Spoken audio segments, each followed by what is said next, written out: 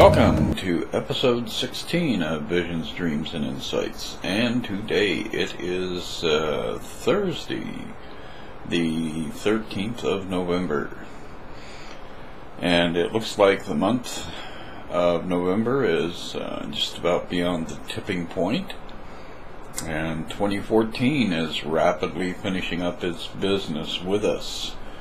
So what have you learned this year? And that is a good lead-in for the latest vision that came in, because it was one of those visions that came through that brought a lot of clarity to an area that I probably should have spent more attention contemplating in the past, but nonetheless I was somewhat remiss in that, and so I was overlooking some fine points in my own life, and hopefully sharing this video will cause you to do a little introspection and perhaps come up with some new ideas about what it is that empowers and motivates you. So the vision that came through yesterday afternoon, and it was very, very clear. I was standing out on the back porch, observing the clouds and thinking about the advance of winter, and it was one of those flash visions where all of a sudden, for a few seconds, you're in an entirely different place and entirely different circumstances. And in the vision, I was standing on a hillside, and probably Southern California or somewhere up along the coast, because it was those beautiful rolling California hills, and it was covered with that bright golden grass that inhabits that region about 8 months out of the year. But I was 3/4 of the way up a hill, and doing a little bit of a climb, and just as I walked up on top of the crest, I noticed a bolt of lightning struck the ground at the bottom of the next valley that had opened up in front of me, and it started a fire. And in that region, grass fires are very rapid moving, and I was astonished at how fast the fire came ripping up the hillside and crested the hill and went down the other side. And as in most of my visions, I was unscathed, but very much entrenched in the drama of the event. And then my inner voice, my guidance voice, said, "This is passion, and this is what it really is." Well, that was definitely a fascinating image, and very insightful, but also very curious, because it caused me to ponder for a while before I unraveled the entire meaning of the vision. But it kind of springboards back to the idea that there are a lot of people out there running around who are preaching passion, who are talking about, oh, you've got to find what it is in life that makes you passionate and then pursue it. And some of these people actually even appear to be consumed by a specific thing for a very long period of time in their life. But perhaps that isn't something that is a useful or handy way to approach life for the rest of us. And so I started thinking about people I've known, people who have impacted my life. And very specifically, people that I know who approach life in a very passionate way, and who have a tremendous amount of enthusiasm for the conditions and circumstances within their lives. And it was at that point that it all became very clear.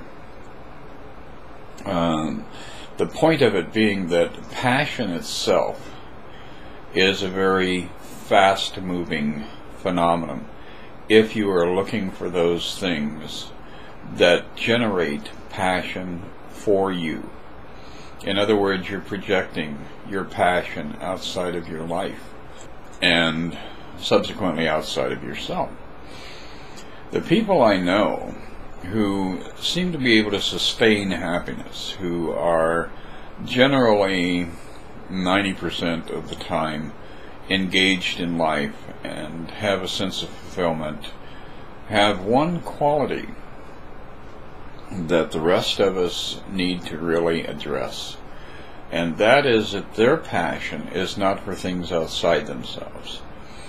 They enter life with a passion for life, and that is the very subtle difference. And that, of course, goes back to the idea of who are you listening to? Are you listening to your inner wisdom, your higher self, the truth of your being, your God-created self, or are you listening to your ego? Because the ego is going to grab something and run with it every chance it gets. And it may last a week or a month or a year, but ultimately those things burn out. So the passions of the ego, the different vanities that we pursue in life, are not things that will give us endurance. The true passion is a passion for life itself. And when we look at that idea, examine it a little bit more deeply, we have to go back and look at what Jesus said when he said, God is life. So, if your passion is for life, then your passion is for your connection to the divine. It is for your actual being. You're passionately engaged in expressing the truth of your being. And the way that we are able to sustain that is to go back and contemplate God. The more you are able to envision God in the midst of every activity, whether it's the most mundane thing from mopping the floor or washing dishes, all the way up to achieving that pinnacle of success and planting the flag on the top of Mount Everest. When you're bringing your passion with you instead of looking for passion around you, that is the subtle difference that will generate success, because you've always included God, the divine, within that equation. So, I'm sure that some of you are going to approach me with that next level of, well, I think about God every once in a while, but I don't really feel the presence of God. I've tried meditation, and meditation just doesn't work for me. There are a lot of different forms and formats for meditation, and whether you're approaching it from the level of chanting to the level of putting on ambient music and dimming the lights and lighting incense, I think that the easiest thing is, for me at least, is to just simply cut to the chase. Since we know that God is life itself, and since through all the prophets we've also identified God as love itself, the fastest way to enter that zone where you're feeling the connection and can reestablish the connection, sustain the connection with your higher self, is to simply sit down somewhere and take a few seconds and relax your body, relax your mind. And then as you enter into that more relaxed state, the only thing you need chant the only thing that you need to envision is that you are surrounded by the ocean of love. So just relax and take a few deep breaths and imagine yourself surrounded by love. Love is the support beneath you. Love is that which you aspire to above you. Love is reaching out in all directions on your behalf. You are the center of love. Just kind of relax into that imagery and repeat those ideas, and you'll find that you're transported into a much different space, into a much different realm of consciousness. And that eliminates all of the different methodologies of how to meditate and how to reestablish the connection. When you really start to address getting back into alignment with God consciousness, you're really seeking to affirm that that consciousness is all around you. It is an ever-present element in your life. And so you just simply tune into the idea of love. Reaffirm love. Embrace the idea of love. Go gently and deeply into that realm of love. And you will find, as you relax more and more into this, that something will happen. The shift will occur. A lot of events are lining up in kind of a nice singular order.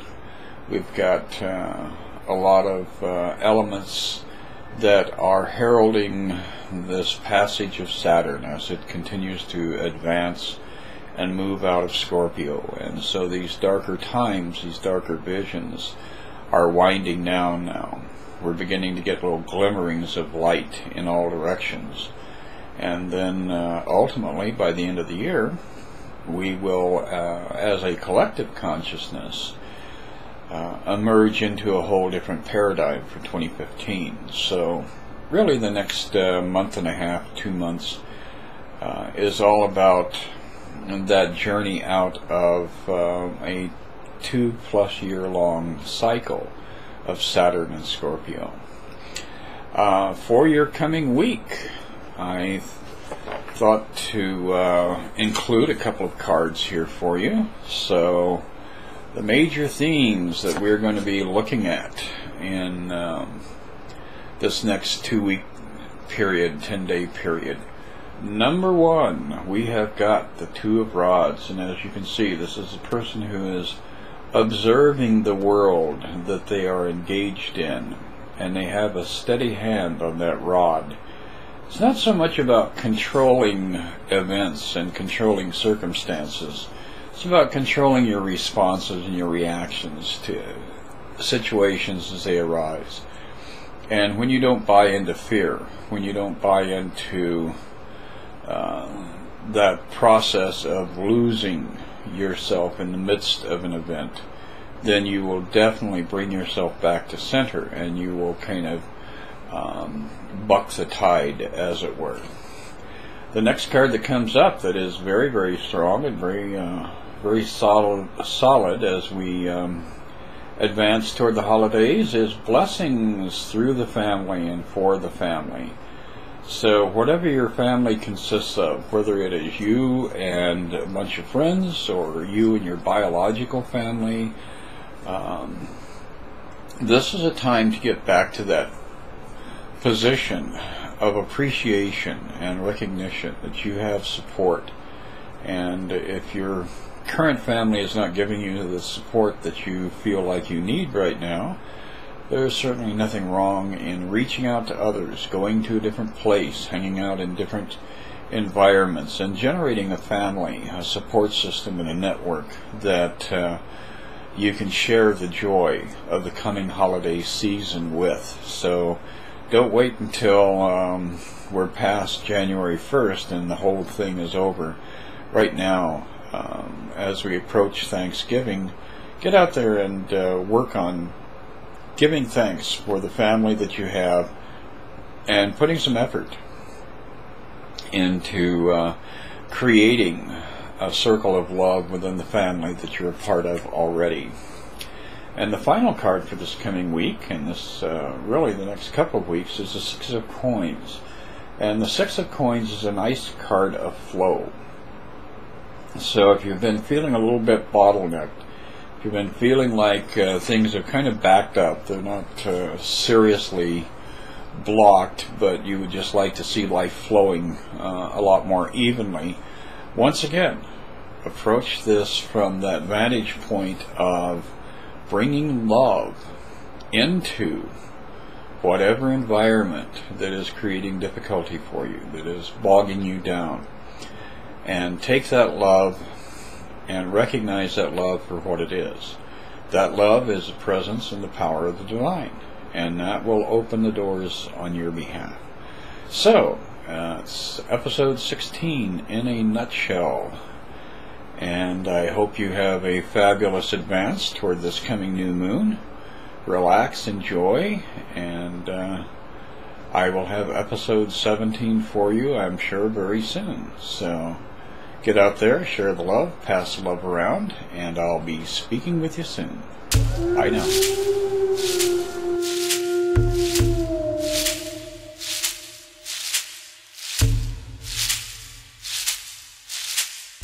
When they yo, no one